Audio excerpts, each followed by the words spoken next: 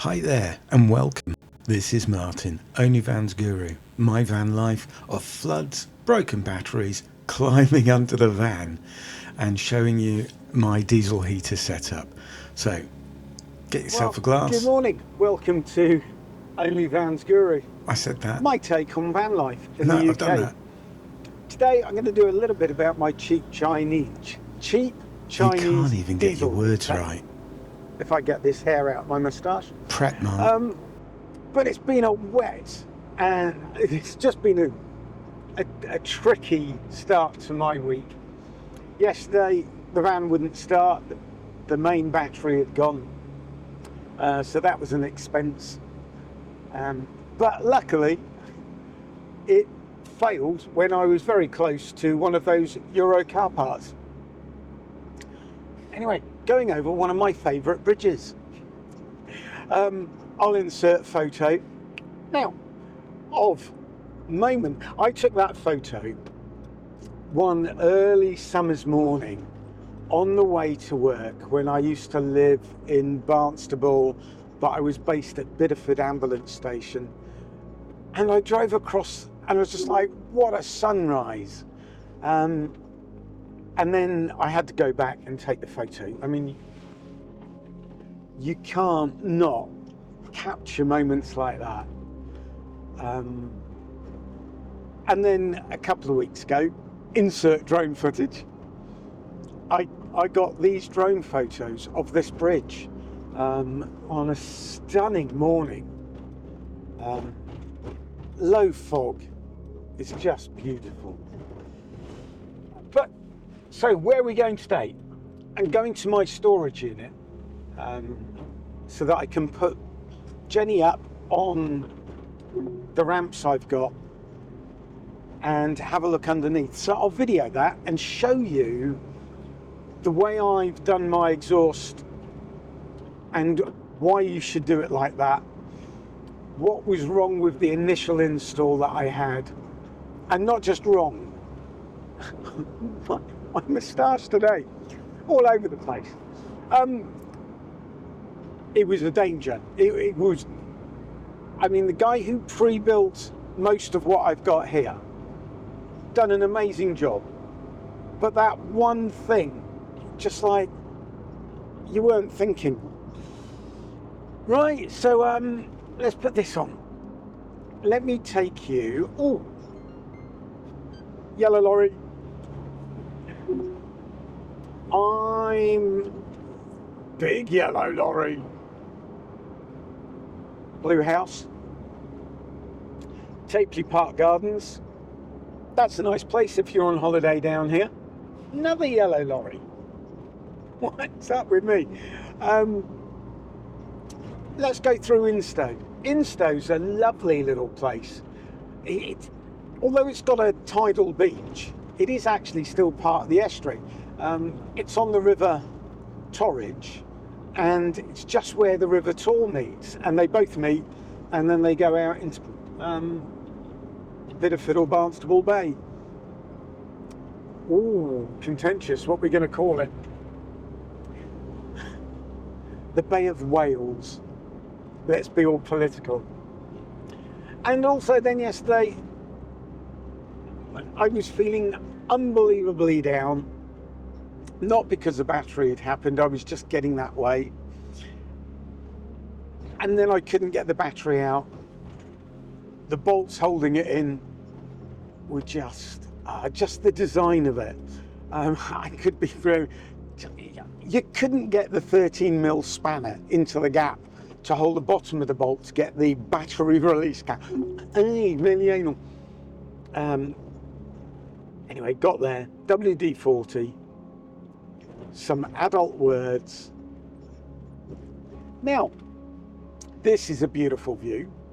The first job I ever did when I moved to West Country Ambulance was up in there.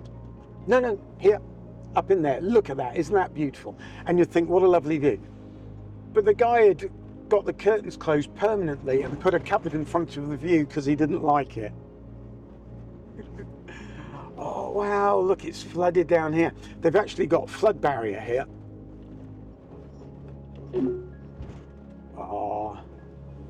Always, I took my very favourite photo of an ambulance standby point from here. Insert photo now. Look at that, it looks like the Bahamas. But wow, low tide. This is a beautiful place. I've flown off here once at very low tide. No photos. But I did get photos of the sunset, insert photos. Yellow van. It's the yellow van, yellow car day. It's a game. Oh, I do like it here. Yellow Mini. Again, if you're ever down here on holiday, this is a really nice little pub. Good food, good place. And then the sand dunes here. It's a lovely family holiday spot. But if you want a proper beach, you need to go to Westwood Hoe or Saunton Sands because they face the tide. Here we are. Hello, welcome to where I keep my crap. Going to put this up on the ramp and then we'll go underneath and I will show you what I feel is one of the safer ways of doing the exhaust on a diesel heater, because no one wants to wake up dead. Let's hope it doesn't rain for a while. And here we go.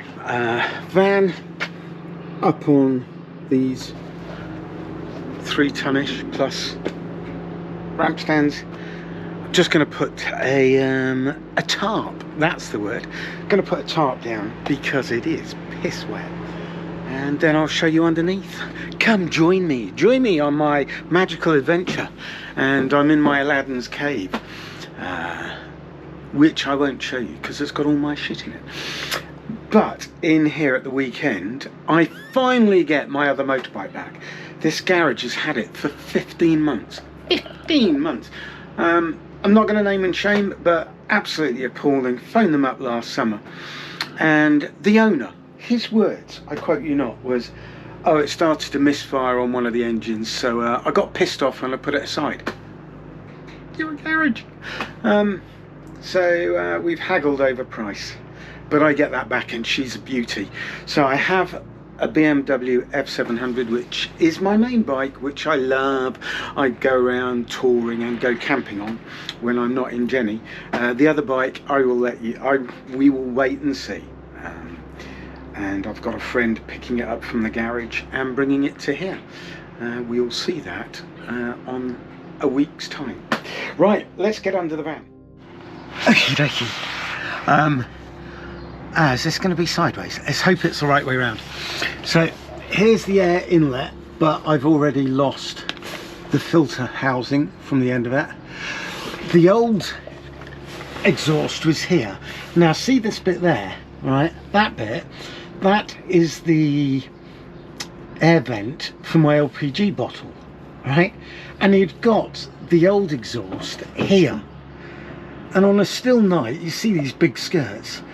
It would just rise up, the fumes would just rise up. It's just like, what the fuck were you thinking? Or actually, no, I've just seen it. This was the old one. Let's just slide over. Here's mine. So here's my air filter attached. And we're just gonna try not to get wet. Massive puddle under here. Okay, so this is the underside. So the air filter, that's patent, that's okay. That's my exhaust coming out, and that goes all the way over there. Now this might be upside down, and that's where you want it. So the exhaust vents are out from the opposite side from where I am. There's another one, so I had got to, but I've put that one in there. And it's below the level, so the gases won't trap, even with the gentle breeze. It's awesome. And this is my fuel line. It does have a little kink in it. Now, it used to be wired in, plumbed in. The old one was a 2 kilowatt heater, and this is the old fuel line to the fuel pump, which went to the actual diesel tank on this vehicle, but I didn't want that, and I'll show you why. So that's the underside. It's sealed with loads of Sikaflex and gunk, so it's absolutely awesome. Right, I'm getting wet, and we've got pipe work under here that's broken. I've got to sort that out. I've got a big issue with that, but we'll look at that later. Right, let's try and get out of here without getting too wet. I'm gonna get soaked. Oh, yay! Didn't get soaked. Oh, might get soaked. Ta-da! Sunshine. It's gorgeous. Absolutely lovely now. Ah, makes a world of difference, doesn't it? Right, so let's tidy up. Only because I thought I was going away, then I didn't because she wouldn't work, and so I threw everything in the back in haste. But let me show you how mine is plumbed in. I've had the thing with having the sofa on here, everything is now thrown back out the way. So why have a separate, the benefits of a separate fuel tank? You could run it on red diesel or kerosene, and I like to know what I'm using as well, whereas if you're taking it out the tank, that, yeah, it's more convenient, but I prefer this. So the way I've done this, it comes with its own 3 sort of very small self-tapping screws, but you think once that's full, that's about 8 to 10 kilos of weight. So I've used some fairly heavy-duty bolts, which hopefully they'll show up there and there. And then I've built this surround, so when it's loaded, it's not going anywhere under movement. The fuel line then comes in to the vehicle here, and excuse me, I have got a plan for tidying these wires up. Inline fuel, fuel filter, the pump, apparently they always need to be at an angle, so that's at my 45-degree angle. The fuel line then goes out of the truck through a hole, and then we saw that coming up into the heater itself. Now I know this will do everyone's head in, and I could zip tie it all neatly. I know, but these are the wires for the remote control. It is a bummer, but I'm just tied for space and I don't want to cut anything. And I know people then comment negatively and slag it all off, but that's for you to do. Then this is where I have it. Right, as you saw, the underside, this keeps popping off, but I'm not too bothered because I like to move that around as and when.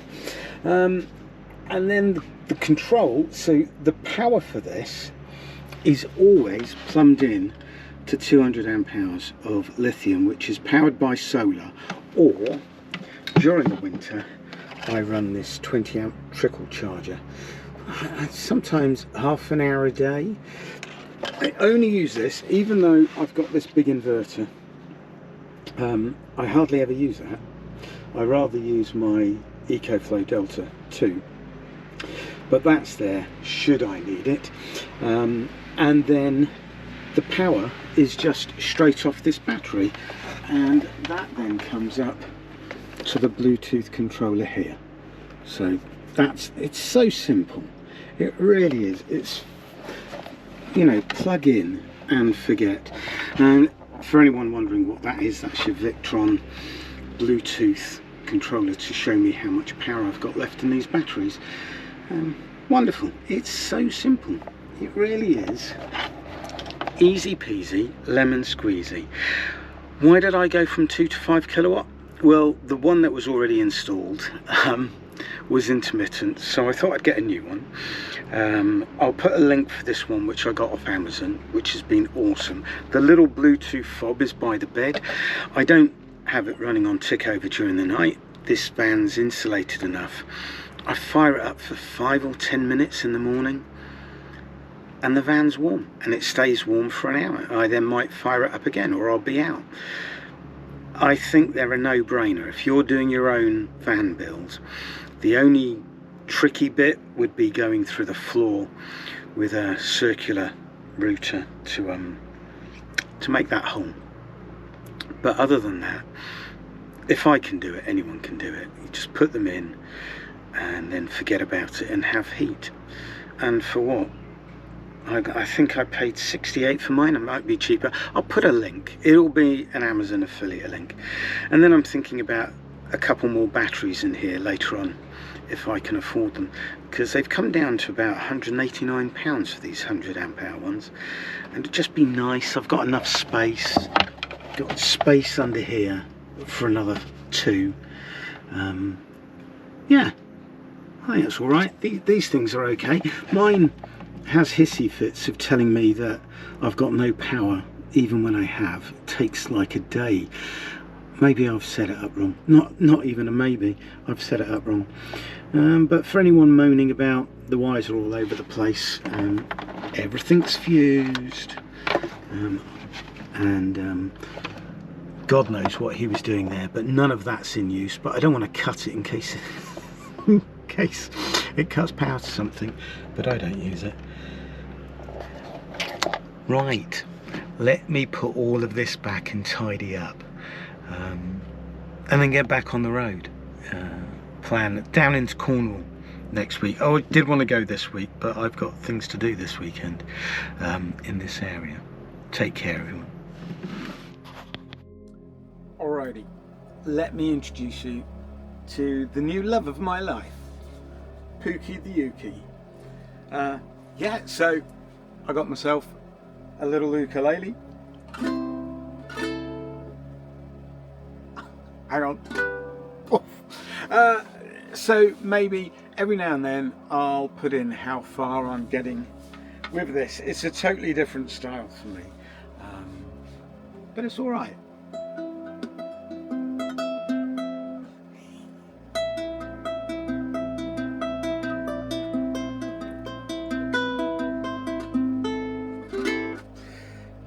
We'll see how we get on.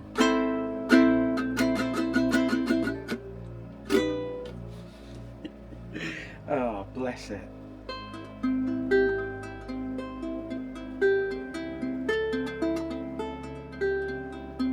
It's a nice sound.